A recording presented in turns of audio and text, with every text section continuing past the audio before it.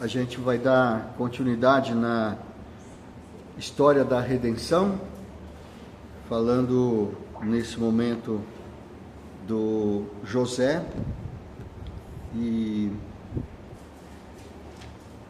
aqui em Gênesis 42, a gente vê o encontro de José com seus irmãos. Deixa eu abrir aqui. 42. Então,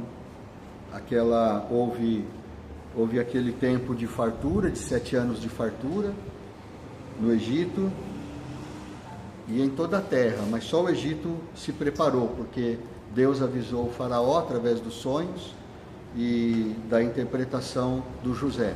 O José foi colocado como governador, passaram-se os 7 anos de fartura e o José, como administrador do Egito, ele guardou, ele construiu vários armazéns, se preparou, e quando vem a época da fome, aqueles que não estavam preparados, inclusive Jacó e os seus filhos, tiveram que recorrer ao Egito. Então aqui no capítulo 42, a gente vê como o Jacó conversa com seus filhos, pede para que eles vão lá no Egito, ele recebeu essa notícia. Então os irmãos de José vão para lá e se encontram com ele, mas não o reconhecem. José reconhece os seus irmãos, mas os seus irmãos não o reconhecem, provavelmente porque o José estava vestindo roupas que eles nunca imaginariam que ele vestisse aquelas roupas, e também porque provavelmente ele rapava a barba e rapava o cabelo, que era assim que os grandes no Egito geralmente faziam, ao contrário dos judeus. Os judeus deixavam crescer a barba, né, o bigode, o cavanhaque, então não podia cortar, né? O cabelo cortava de vez em quando, mas tinha também algumas regras para cortar o cabelo. Mas também porque eles nunca imaginavam que José estaria ali, né? E o José os reconhece. Então, nesse capítulo 42, a gente vê que o José os tratou com bastante rispidez, mas foi de propósito. Ele realmente queria provar os seus irmãos, mas no final de 3 dias, ele deixa os irmãos presos por 3 dias, e no final ele os acusa de serem espiões, e no final dos 3 dias ele resolve mandá-los de volta, mas reter um dos irmãos. E pela lógica, ele iria reter o Rúben, que era o primogênito. Mas ao ouvir que o Rúben, conversando com os irmãos, sem saber que o José estava entendendo, porque eles conversavam em hebraico, e José usava um intérprete, como falava na língua egípcia, então eles não sabiam que o José os entendia. Ele ouviu o Rúben falando para os seus irmãos: tá vendo, eu não disse para vocês que não era para fazer mal para o menino, né? Para o nosso irmão mais novo. E o irmão mais novo dele estava lá, ele não sabia, né? Então aí ele resolveu pegar o segundo depois do primogênito, que era o Simeão. O Simeão ficou preso, eles voltaram e ele disse: olha, vocês só voltem aqui trazendo o seu irmão mais novo, que era o Benjamim, que é o irmão de José por parte de pai e de mãe. Os outros eram irmãos só por parte de pai. Então o Benjamim era muito querido, ele queria certamente confirmar se eles estavam falando a verdade, que o Benjamim realmente estava bem, que o Jacó ainda estava vivo, o pai dele. E assim foi. Ele mandou colocar de volta o dinheiro nos sacos de mantimentos que eles compraram. Então colocou lá os sacos de dinheiro de volta, saquinhos de dinheiro no saco de mantimentos, né? No meio do caminho eles abriram e descobriram, né? Eles abriram porque no meio do caminho tinha que abrir um dos sacos, que a viagem demorava alguns dias, então eles tinham que dar comida para os jumentos, né? Coitadinho deles, eles também precisavam comer, né? E eles comiam aqueles grãos que eles estavam levando, que eles iam fazer comida para eles. Então era a mesma comida. Então, a hora que eles abriram para ver no meio do caminho, para tirar a comida para os jumentos, eles viram que tinha o dinheiro de volta. Né? Mas eles não sabiam dos outros. Quando chegaram lá, com Jacó, né? Chegaram lá os filhos, e o Jacó já foi falando, mas cadê o Simeão? Né? Vocês estão me deixando sem filho? José já se perdeu, agora Simeão já não voltou, o que está acontecendo, né? Aí eles explicaram tudo, mas o Jacó já andava bem desconfiado dos filhos, né? Já não acreditava neles, então tudo que eles falavam, o Jacó naturalmente duvidava. E a hora que o Jacó viu que, né, a hora que eles abriram lá os sacos, foi uma surpresa para eles também, eles viram que em todos os sacos de mantimentos estava lá o dinheiro de volta. E aí que o Jacó ficou com a pulga atrás da orelha, né, como a gente costuma dizer, né? Mas o que está acontecendo? O que vocês estão fazendo, né? Não estou entendendo nada, né? E ainda eles vieram com a história de que o grande lá do Egito, o governador do Egito, queria que levasse o filho mais novo para eles, para libertar o Simeão, que se eles não levassem o Benjamim, eles não iam libertar o Simeão. E o Jacó disse, de jeito nenhum, eu não vou mandar o Benjamim com vocês não, José já se foi, Simeão ficou lá, agora vocês ainda querem levar o Benjamim, o caçulinha, né, o filho da velhice também, como José, mais novo que o José ainda, né? Então não deixou. Aí aquele mantimento que eles levaram durou algum tempo, acho que 1 ano por aí, não sei, né? E depois estava acabando o mantimento, eles já estavam novamente passando fome, a chuva não veio, eles não sabiam, né? Mas ainda ia ter mais 5 anos de fome ainda. E aí o Jacó falou, vocês vão ter que voltar lá para o Egito, vão ter que comprar mais mantimento. Aí o Rúben, ele falou, olha, o senhor lá da terra, né, que ele não sabia que era o José, ele disse que se a gente não levar o Benjamim, não tem negócio, ele não vai vender nada para a gente, ainda vai prender a gente, porque ele acusou a gente de espião, né? Mas só que a proposta do Rúben, que foi em 42, Gênesis 42, 37, no finalzinho do capítulo 42, 37, o Rúben falou assim, pai, deixa eu levar o Benjamim, se eu não voltar com o Benjamim, você pode matar meus 2 filhos. É aí 2 que ele falou? Mata meus 2 filhos, né? O Rúben falou isso. Mas o Rúben já não tinha muita moral com o Jacó, né? Porque o Rúben, ele tinha cometido aquele grande pecado, né? De se deitar com a mulher do próprio pai, né? Com aquela serva, a Bila, né? Não era a mãe dele, mas era a mulher do pai, né? Concubina. Então foi um grande pecado. E também, com certeza, o José atribuía a ele, o Jacó atribuía a ele a responsabilidade do José ter sumido, né? Por ele ser o primogênito. Então não tinha muita moral. E o Jacó falou, não, de jeito nenhum. E aí ficou mais um tempo ainda e a fome foi apertando, e aí o Judá toma a frente, né? A gente vê no capítulo 44, ou 43, deixa eu ver. Não, no 43. A gente vê no capítulo 43, nos versículos 2 e 3, que o José, ele toma a frente, né? Quando fica naquele impasse, né? Fica sem comida, não pode voltar para o Egito, tem que levar o Benjamim. Aí o Judá, ele resolve assumir a liderança dos seus irmãos. E ele então começa a conversar com o seu pai. Fala, olha pai, não tem jeito, a gente tem que levar o Benjamim. Se a gente não levar, a gente vai morrer de fome, né? Você tem que confiar na gente. A gente vai cuidar do Benjamim, não vai deixar que nada aconteça, né? E tudo isso. E aí chega um certo momento, é claro, o Jacó ainda resistindo, né? Aí o Jacó volta e fala, mas por que vocês foram falar que tinha um irmão mais novo?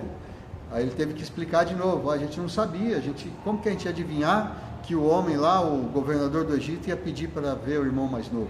Ele só perguntou para a gente, falou que a gente era espião, e aí perguntou para a gente se a gente tinha pai, se tinha irmãos, e a gente contou a história, e ele mandou levar o Benjamim. E agora? Tem que levar, né? E ficou nessa discussão, e no final, o Judá faz uma proposta que o Jacó finalmente aceita. E a proposta é interessante, que foi em 43, 9. Gênesis 43, 9, diz assim: eu serei responsável por ele, da minha mão o requererás.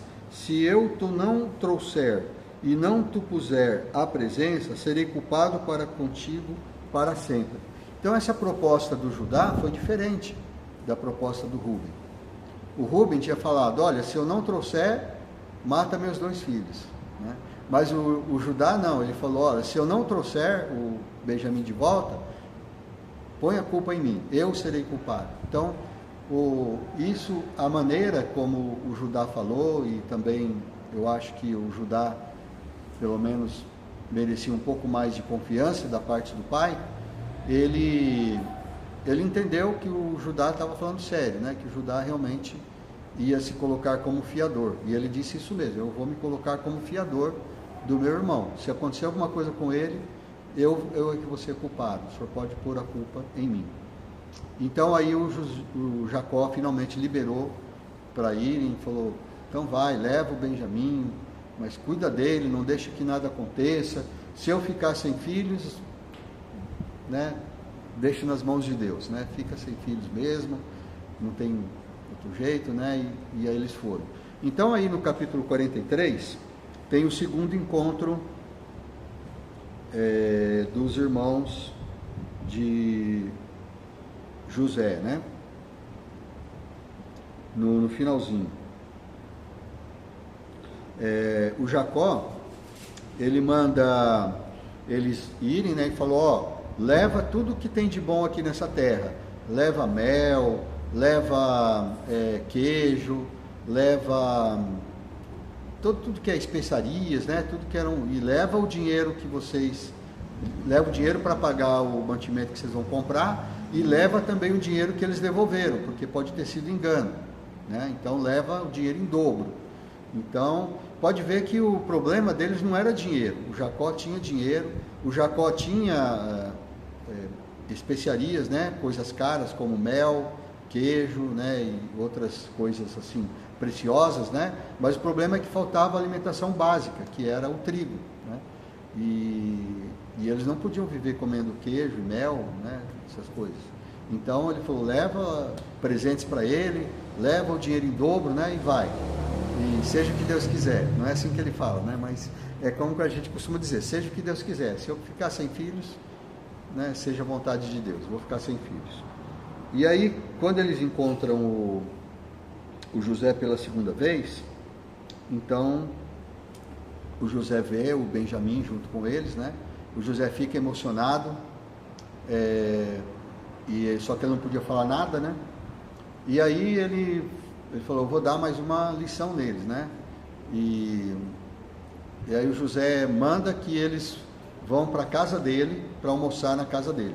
Quando o José manda o mordomo, né, lá levar os irmãos dele para casa, então, como que os irmãos estão vendo isso? Olha, o governador está mandando a gente ir para a casa dele, vai dar ruim para a gente, né? Eu acho que ele vai dar uma bronca na gente por causa do dinheiro que estava na boca dos sacos de mantimento. Aí eles chegam lá, encosta lá no mordomo, né?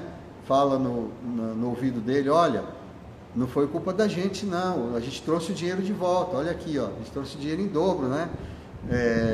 Aí o mordomo fala uma coisa interessante para eles, né? Ele fala, não se preocupem, Deus, o Deus de seus pais, né? O seu Deus, porque não era, o mordomo era egípcio, ele não era adorador do Deus verdadeiro, né? Mas ele falou, o Deus de vocês, o Deus dos seus pais é que colocou o dinheiro no saco de volta, né? Não se preocupem com isso.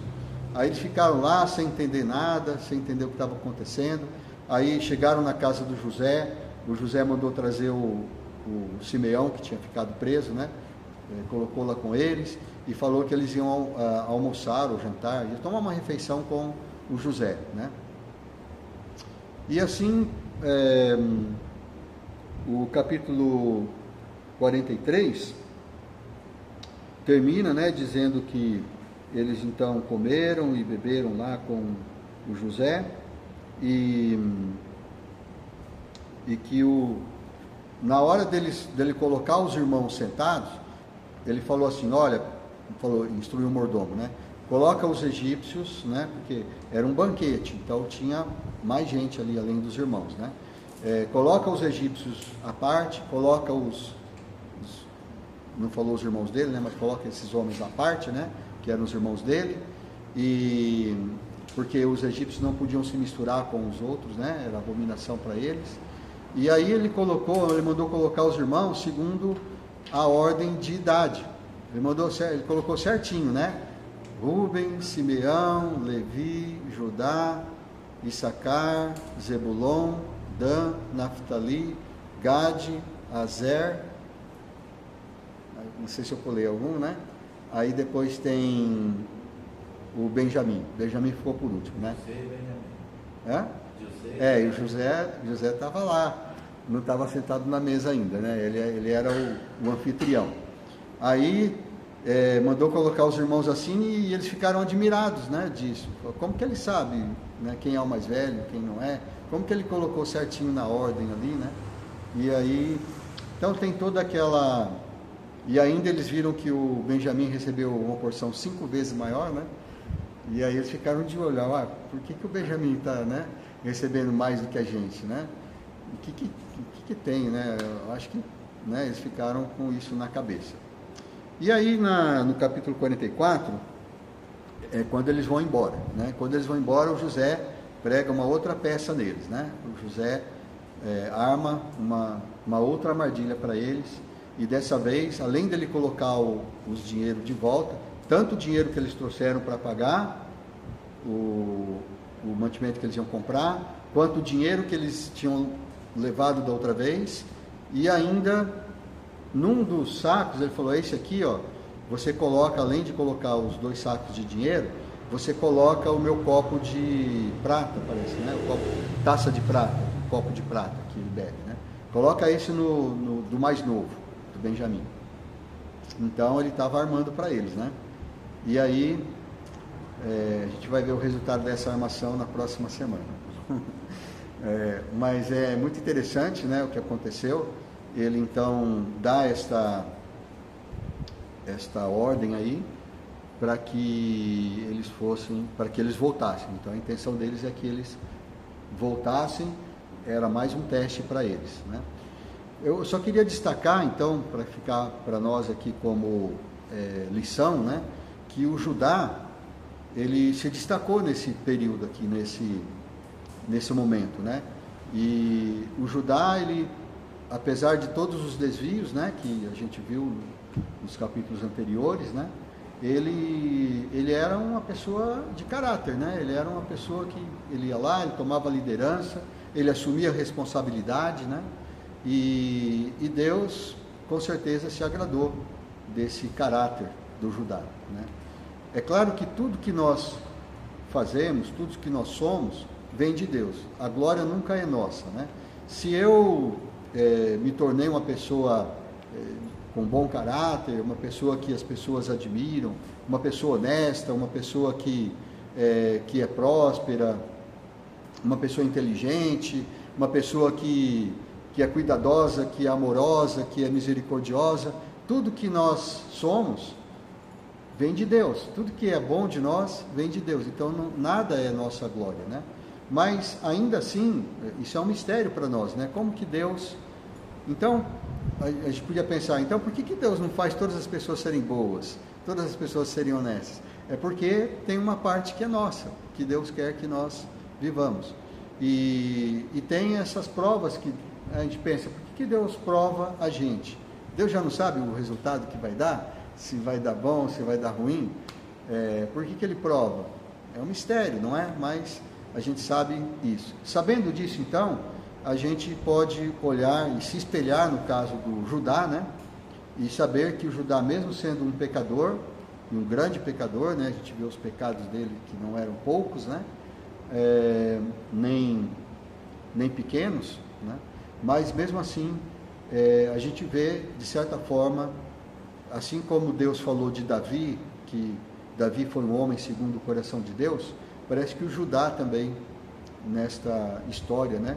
Ele está se revelando desta forma. E provavelmente é por isso que ele escolheu Judá para ser para fazer parte da linhagem, né? Da continuação da linhagem que ia chegar até Jesus. Então lembrem, Abraão, depois Isaac, depois Jacó, e dentre os filhos de Jacó é o Judá que foi escolhido para ser o ascendente, né, que a gente fala, né? O ascendente de Jesus. Tá bom? Então vamos terminar aqui, né? Vamos fazer mais uma oração.